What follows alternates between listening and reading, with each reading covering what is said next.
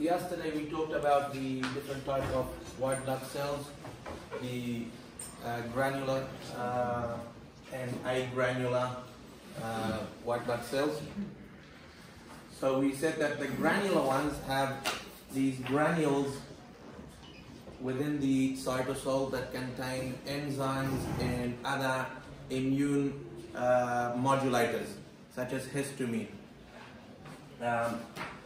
And there's three types of granular leukocytes. So we call, remember, leukocyte is another name for white blood cells, alright?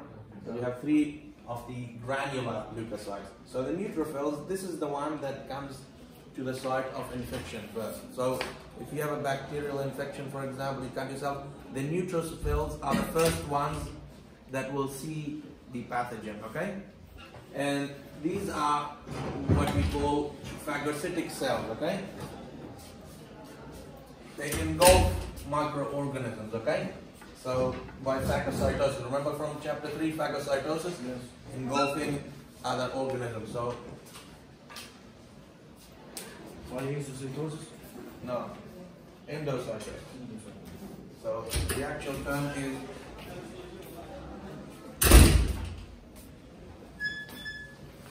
okay.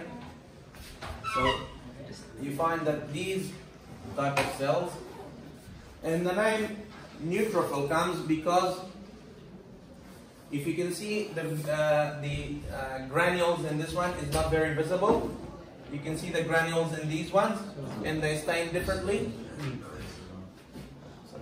When you stain the neutrophils, eosinophils, and basophils with different dyes, you find that the granules within the neutrophils are neutral. That's why they don't stain with the dye. The granules in the eosinophils, they stain with a dye called eosin. And this is because the granules are acidic, okay? Alright, that's why the name eosinophil, because they stain with this acidic dye, alright? And this one, these basophils, they stain with a different dye.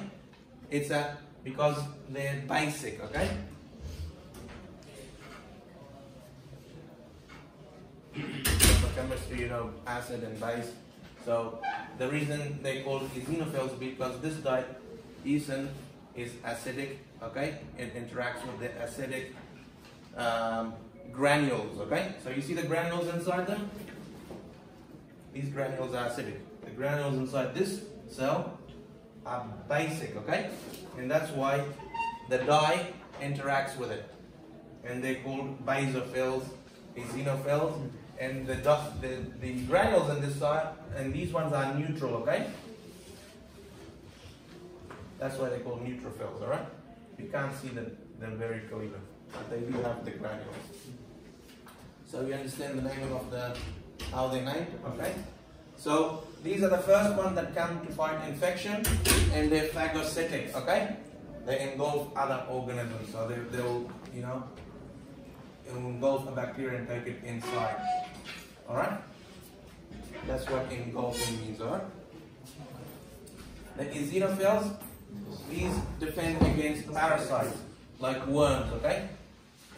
You know, sometimes you get worms in your digestive system. So these type of white blood cells or leukocytes, they defend against large parasites. Also, they release chemicals like histamine, okay?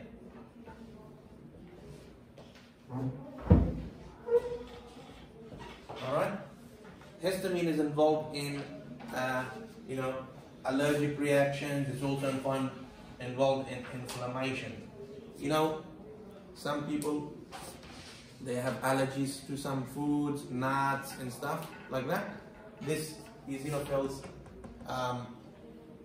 it modulates, it can make it more severe, this allergic reaction, okay? So they defend against parasites, and they can modulate or they can regulate, okay? So modulate, moderate or regulate or modulate, the same word, okay? The basophils, as I said, because of the basic granules within them. That's why they're staying with this basic dye. And their important job is also in the release of histamine, okay? So if you get an injury, you get a cut in your skin, you get an infection with bacteria or so, the basophils are the cells that will release histamine, and this histamine causes inflammation, okay? Inflammation we will learn in chapter on the lymphatic system, okay? But just briefly, inflammation is when you get a cut, afterwards you get this swollen site where the wound is, it's red, and when you touch it, it's a bit painful. This is inflammation, okay? Inflammation is important for bringing nutrients, bringing cells to the site of injury, because inflammation causes the blood vessels to become leaky, so white blood cells can penetrate the tissue in that site. Also, inflammation causes the temperature to increase slightly, killing microorganisms. So we will learn in more detail, but inflammation is very important for fighting infection. It's one of the lines of defense, We have many lines of defense against pathogens. One of them is inflammation, okay? The first barrier, remember the skin? The skin is a barrier. If you penetrate that, then there's other barriers. Yeah. One of them is inflammation. Yeah. So white blood cells is another barrier, the basophils, they're the ones that release these chemicals that will attract white blood cells and make this environment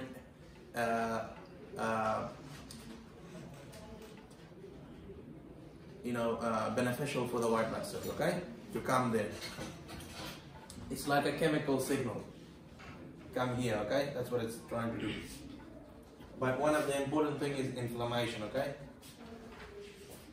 And also histamine and allergic reactions. When you have an allergy to something, you take some antihistamine tablets. They sell them for 24 hours. Forgot the name of the tablets, but if you have allergy problems, you take a tablet or you spray something in your nose. These are antihistamines, okay? They inhibit the release of histamine to lower the allergic reaction. What's the worms? Worms, like you get in your stomach some parasites, living small or large. Tapeworms. Sometimes you get tapeworms. You drink contaminated water. You don't know what worm is? It's a parasite. Who knows? Tell me in Arabic. You know it?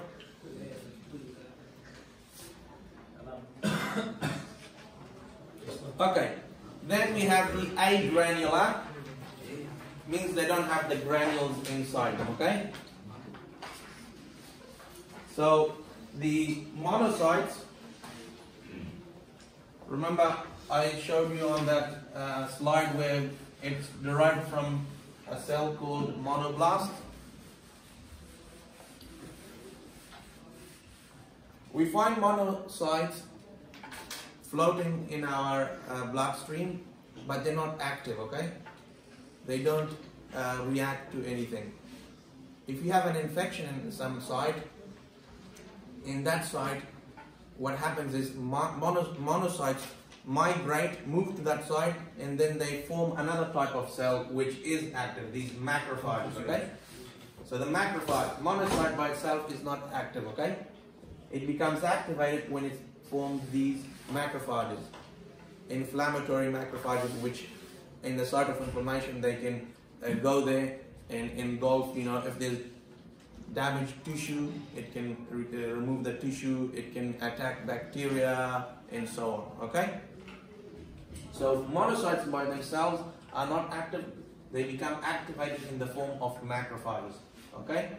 Macrophages are phagocytic cells as well, okay? They also engulf, so they engulf, invaders and dead debris.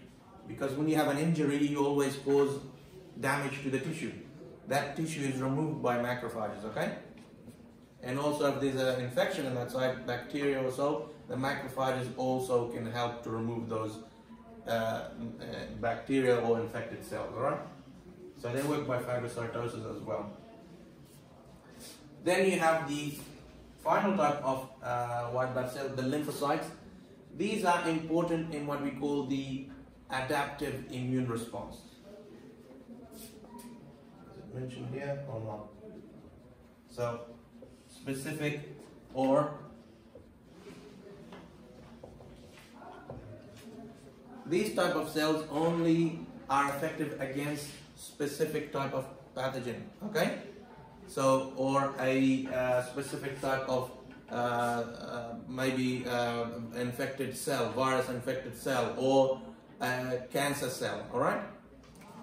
So, macrophages and basophils, eosinophils, neutrophils, they don't have specificity, okay? They don't differentiate between pathogens. Lymphocytes, they can.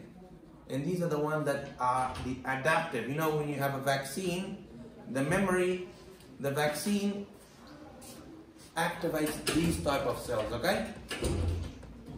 Or if you have an infection this year, the immunity that we acquire, you know, we have a memory of that pathogen is because of these cells, alright? Because they're specific. We retain memory of that. So next time if you have an infection, you can fight it much quickly.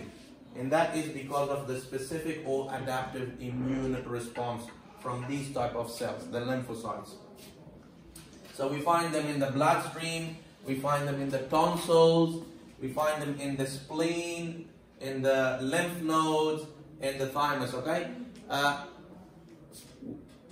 In the lymphatic system, these are all a part of the lymphatic system, okay?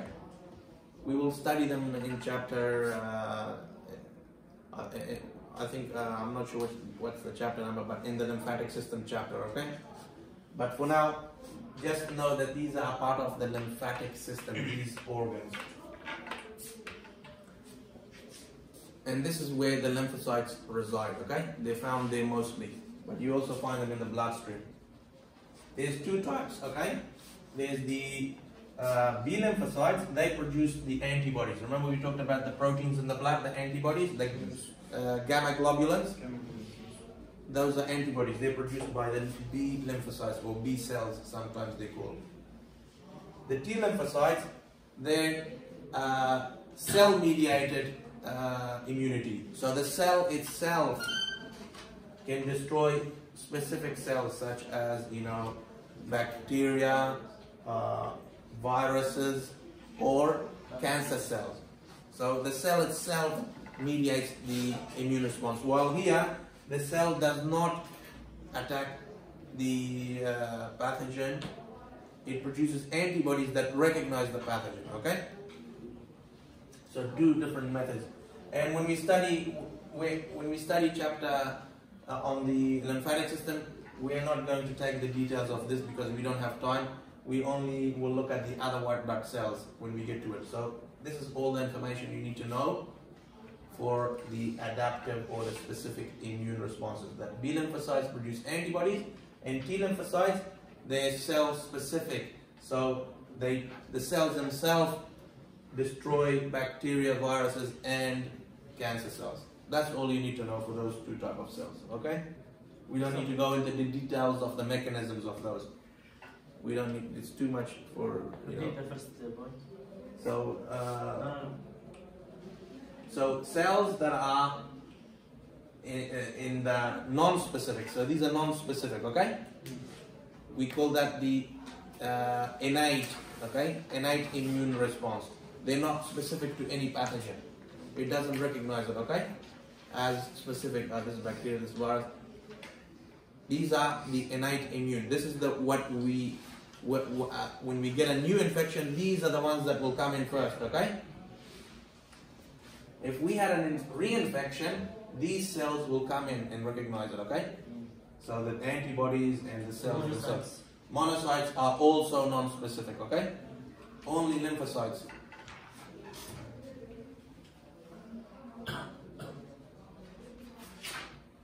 And then finally we got the platelets. They're important, as we said, in blood clotting. You see there's a blood clot here.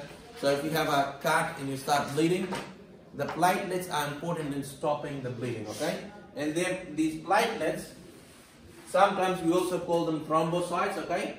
So it's not mentioned here, but thrombocyte, thrombo in Latin means clot, okay? So cyte means cells, clot cells, okay? Another word for platelet is,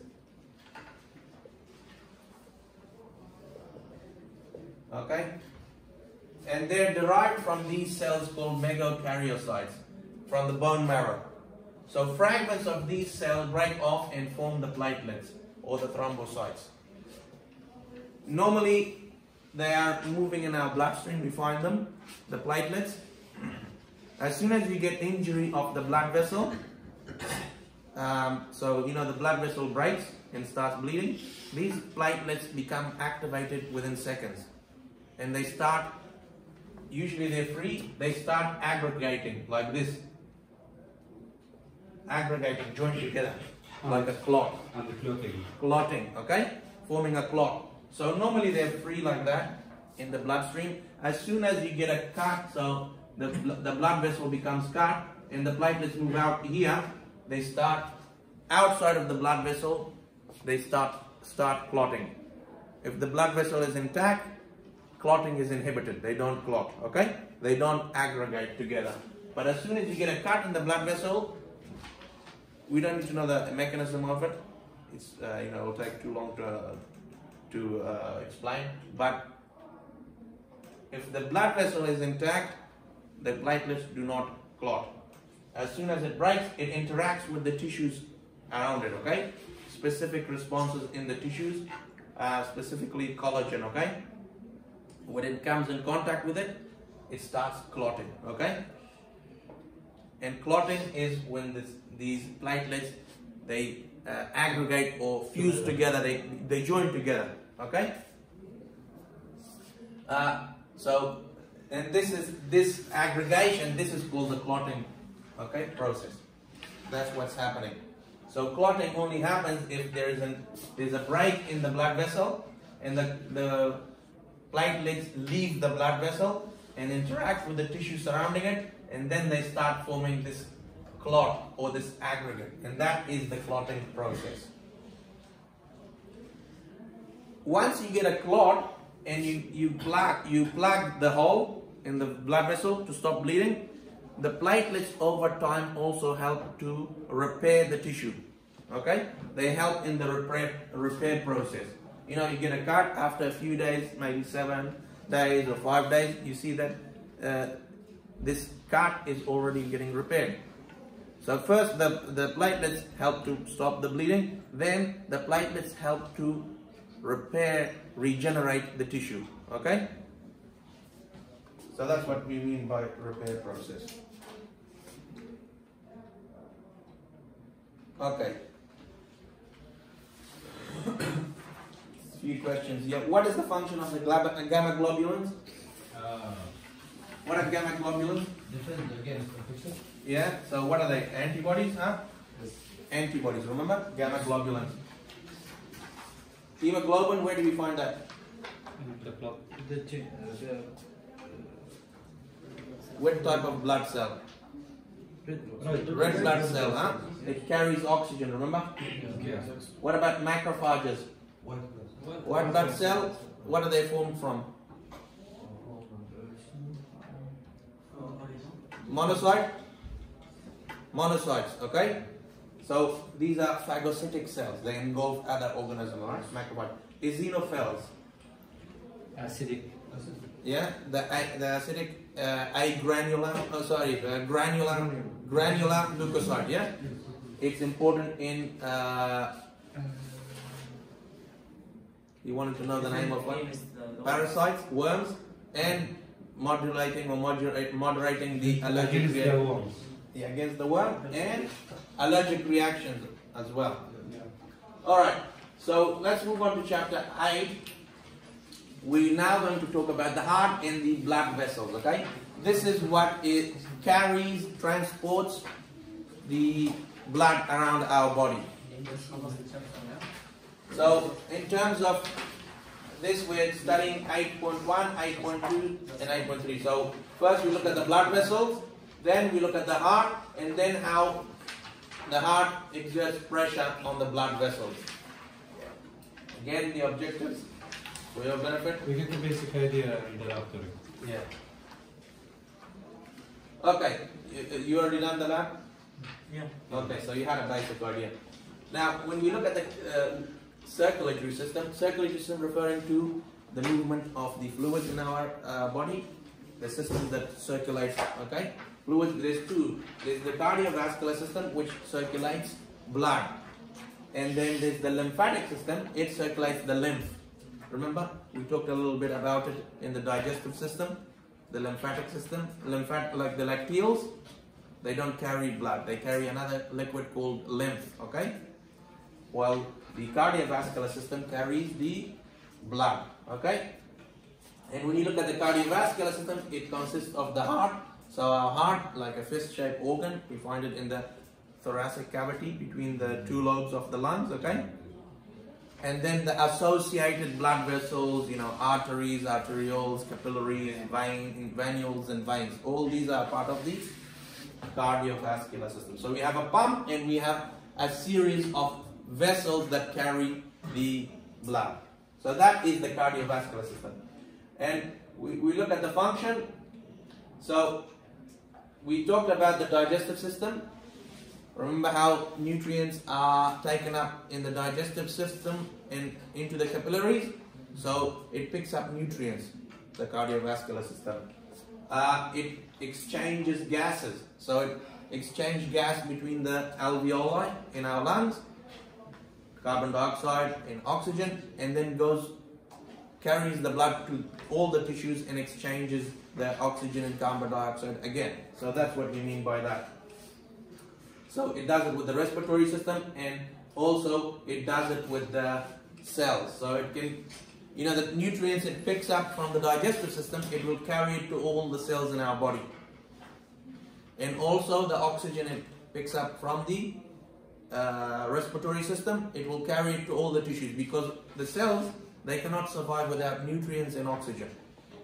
We need that in all our cells. So you find that every cell in our body has access to the blood vessels, whether they're capillaries, okay? The smallest blood vessels, capillaries, that carry the blood, okay? Now, also, you know, we produce waste. Our cells produce waste. So the cardiovascular system carries that waste back out, any excess water, to the urinary system, okay? So the kidneys are involved in filtering the blood to remove wastes. And, you know, we're drinking water like that. Any excess water, we don't want too much fluid to build up in our body. So the excess water is removed in the urinary system, and the cardiovascular system takes it to the urinary system. And we will learn in more details how that happens. Filtration happens in the urinary system again, okay? It also carries waste, you know, like ammonia to the liver, which then it converts it to urea. Remember we talked about that before. Waste, we talked before, it's involved in homeostasis, okay? You know, like body temperature. So the blood, the pH, the volume of water, volume, all of this, okay? So these are homeostatic functions that we need to maintain normal parameters while the outside environment is changing. That's what homeostasis is. So like body temperature, pH, blood volume, and there's many others, okay? So these are the major functions of the cardiovascular system. As you can see, it's very important. Without it, we're not going to survive. You know that. If your heart stops, finish. Remarkable organ. You know, this organ can pump for, some people are alive for how long? 120 years, the oldest person, 130. Just pumping non-stop. There is no pump in the world that can do that, you know, mechanical pump for 100 years. Remarkable, huh? Allahu Akbar. So the circulatory system interacts with other systems as well. We mentioned some of them just then, okay? How it interacts with the urinary system. It takes waste and excess water and salts it interacts with the respiratory system, exchanges gases. So it takes the blood to the lungs where, exchange of carbon dioxide and oxygen takes place. It goes to the digestive system, it picks up nutrients, water and salt, and exchanges metabolic waste. And the most important thing is it carries nutrients to the different tissues and cells of our body and takes away the waste. Yeah. So ensuring that these cells are kept alive. If this doesn't happen, all of these cells and tissues will die. Okay? Carbon dioxide waste. So carbon dioxide, yes, is a waste. It's taken to the respiratory system and then it exchanges with the air and we breathe it out, okay? While oxygen is taken back up in, okay? And this is to do with partial pressure. Have you talked about partial pressure in chemistry? Partial pressure of gases? Huh? Pressure. Pressure. Pressure relationship. As you increase the amount of molecules in a container, in a fixed container with a volume, the pressure will increase. Pressure increases. Yeah. Okay. As you decrease the number of molecules, the pressure drops. So, in gases, they move from high partial pressure to low partial pressure. So that's how it works. The exchange here because of the partial pressure. We'll learn more about that in the respiratory system. Okay. So when we look at the major arteries, the major blood vessels of the cardiovascular system, we find different types. Some carry oxygenated blood, not always, okay? And some carry deoxygenated blood, without oxygen, alright? So arteries and arterioles and capillaries, they carry oxygenated blood. The exception is the pulmonary artery, okay? The pulmonary artery takes deoxygenated blood from the heart to the lungs. This is the only exception, okay? Yeah. Where an artery carries deoxygenated blood. We got it in the lab. You did it? Okay. And then the veins and venules, they carry deoxygenated blood from the tissues to the heart, okay? But there is an exception of a vein called the pulmonary vein. It carries oxygenated blood from the heart, from the lungs back to the heart. It's called the pulmonary vein. We'll learn about it in the coming slides, okay? Now let's have a look at the arteries, okay? So they carry blood high pressure, okay? Because the artery, the aorta, is the major artery coming off the heart, okay? This thing here, this is the aorta. It has the highest pressure. So, and we find later on when we look at the heart, we find that this artery comes off the left chamber, the left ventricle. It has the highest pressure and it has the thickest muscle. So it exerts, there's more pressure on arteries, okay? And that's why we see a difference in their structure. They have a much thicker muscle layer, the smooth muscle, compared to, when you look at the veins. So the veins, you see, the muscle is not that thick. Because in the veins, the blood pressure is lower. It can withstand it. But in arteries, the blood pressure is so high that if it doesn't have a very thick wall, it can rupture and break. So we find that where are we? We find that the arteries are under high pressure. So the first, from the left ventricle with high pressure, blood is pumped through here, and then as it reaches the veins, the blood pressure is dropping. So these have a different structure here. You see, the muscle is not as thick as the artery.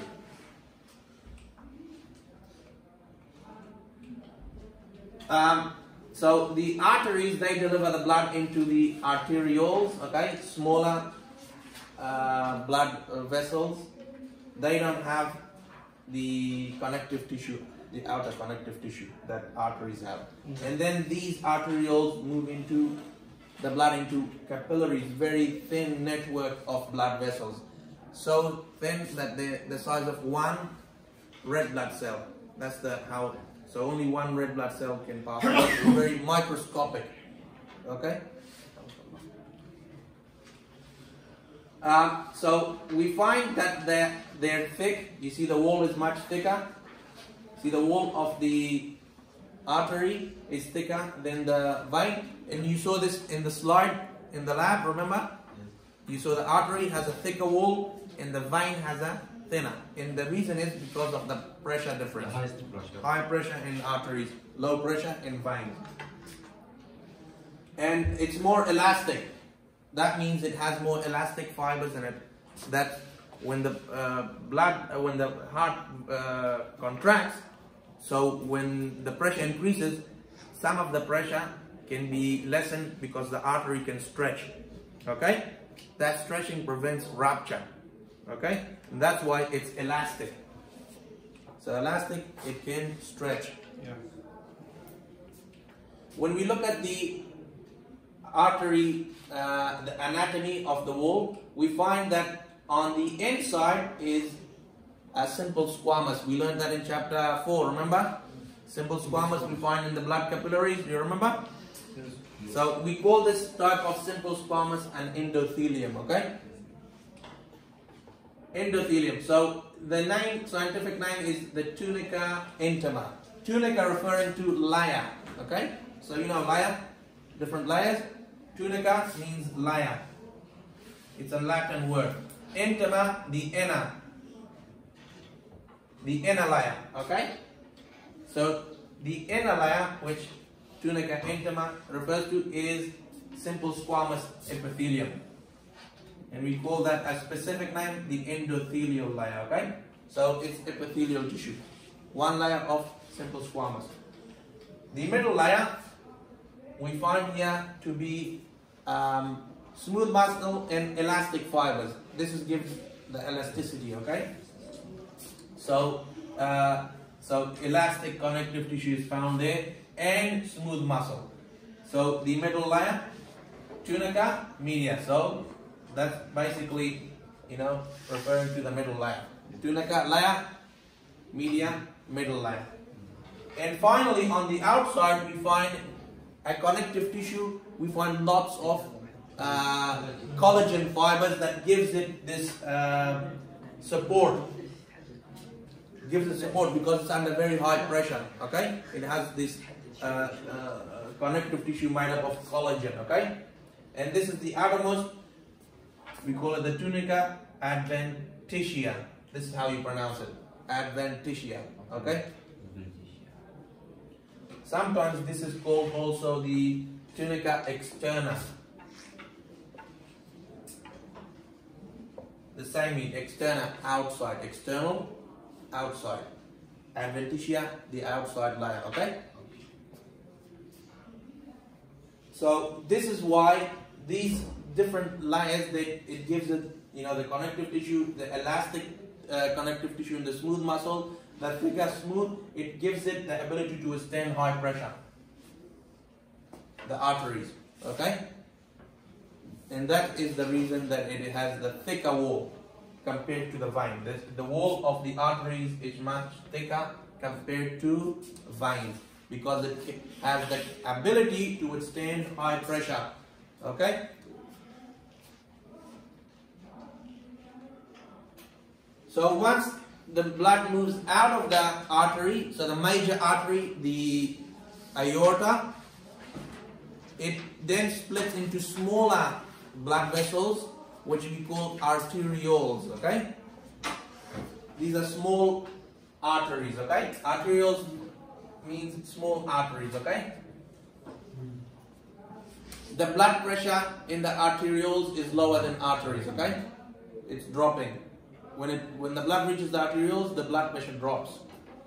And when we look at it, we find that it has outer connective tissue. It doesn't have the outer connective tissue. Doesn't have this connective tissue. You see, it only has the smooth muscle and the endothelium. So it doesn't have that, it lacks, okay? Doesn't have.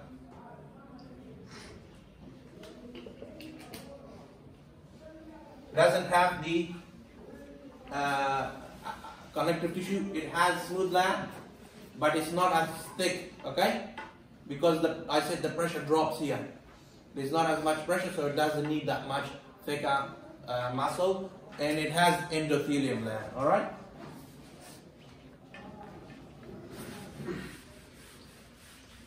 All the blood vessels have endothelium and smooth muscle. So now we don't have the connective outer layer, the collagen. We have the smooth muscle. It's not as thick, and then we have the inner endothelium layer. We find that these arterioles, they regulate the blood flow into capillaries. Now they can do that by what we call vasodilation or vasoconstriction. You remember the sphincters we talked about in the digestive system? Well, we find small sphincters in the blood capillaries as well, where the arterioles, the junction meets with the capillary, okay? We find these rings of smooth muscle. They control blood flow into the capillaries, okay? Because our body can control blood flow to different organs. For example, if it's a very cold day, you become pale, your body diverts blood flow from the surface to the inner core regions. So to keep heat, okay? And how it does that? By constricting these sphincters, so blood doesn't flow to that region. Okay? So when you get constriction, so we call these sphincters, we call them the pre-capillary sphincters. So pre means before. Okay? Before the capillary. Before the capillary, you find this sphincter. It's called the pre-capillary sphincter. And it's just a band of smooth muscle. It just acts like a doorway, a gate. Opens and closes the movement of blood into the capillaries, alright? Just like a door. So, if the diameter of the pre-capillary sphincter decreases, blood flow stops.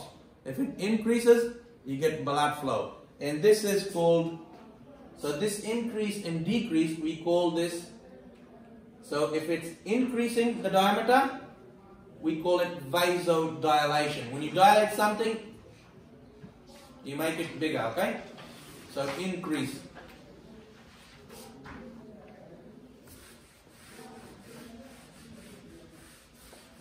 So when you increase the diameter, so the smooth muscle of the arteriole in vasodilation relaxes. More blood flow can go into that arteriole, and also these pre-capillary sphincters, they relax as well. By relaxing, blood flows into the capillaries and into that region, and that's how it works. So if you're very hot, you know, the temperature is so hot, your skin looks more red because blood is flowing to the surface more. Okay, you get vasodilation of the capillary sphincters and the arterioles in the skin. Your body is trying to cool you down by bringing the blood to the surface, okay? If it's a very cold day, you know, you turn pale. Your skin looks like, you know, there's no blood flowing to it because your body is trying to prevent heat loss. It's trying to not send blood to the surface.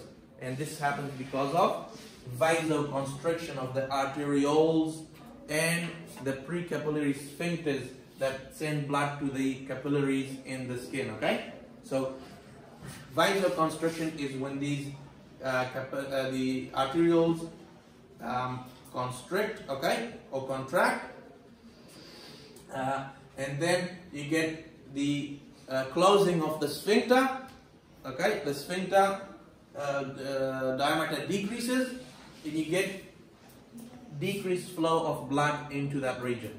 Just as I gave you the example of the skin, alright? So vasodilation is when this arteriole relaxes the pre-capillary sphincters relax, blood flows to that tissue. Vasoconstriction is when the arterioles contract, decreasing the diameter.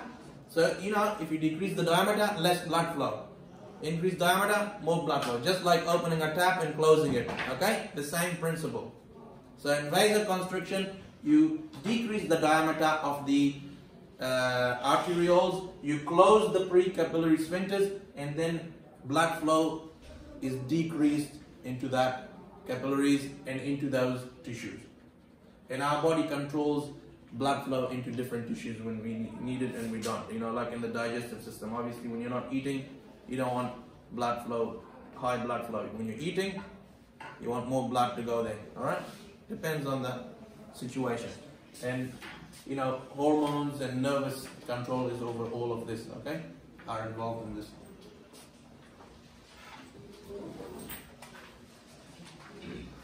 So, the capillaries are where the exchange happens. So note that in arterioles we find arteries we find three layers: tunica intima, tunica media, and tunica adventitia. In arterioles we find the smooth muscle and the endothelium.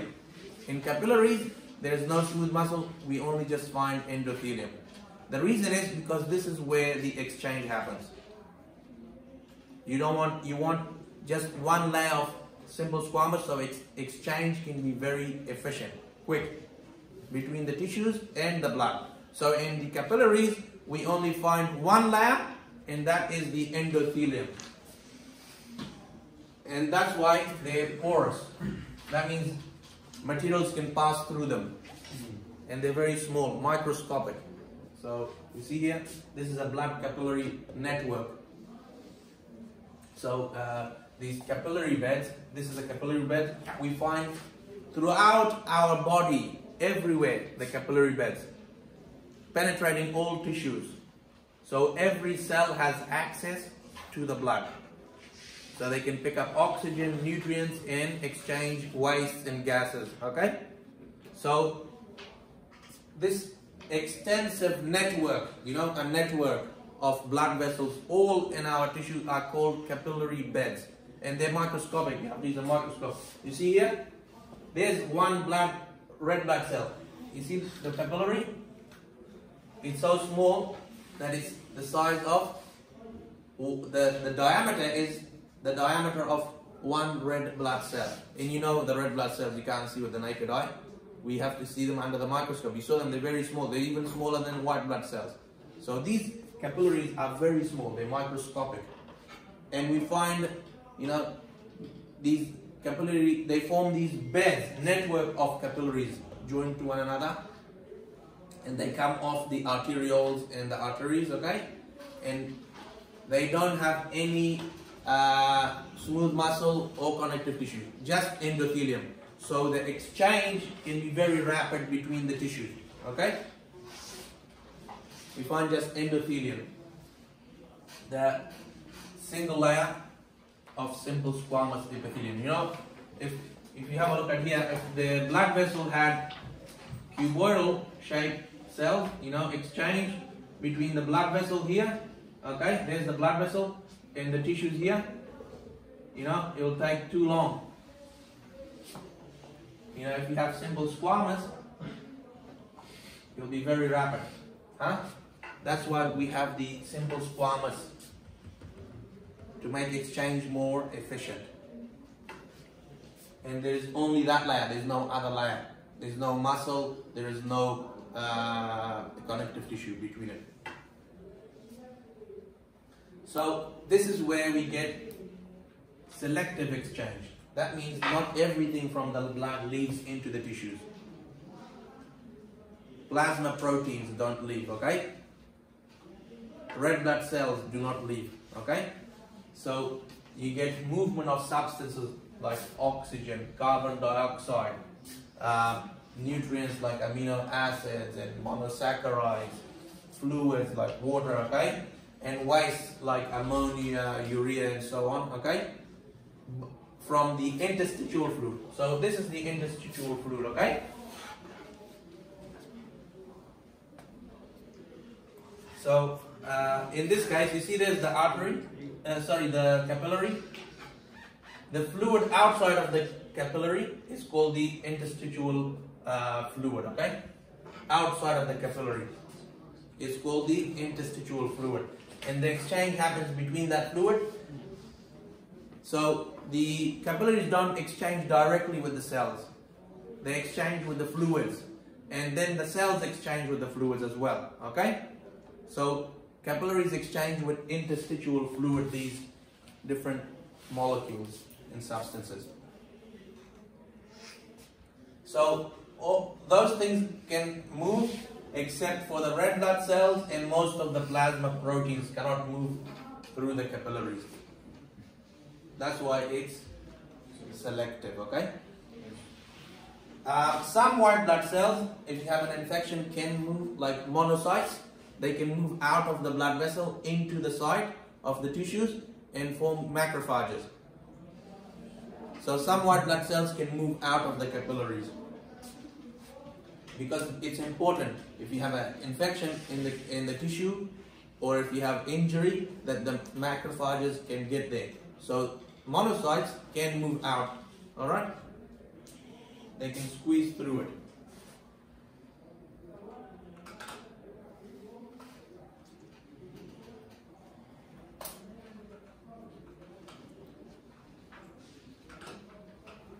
All right, I will do Kahoot just then, okay? We'll leave that 2 slides for tomorrow, next week, inshallah.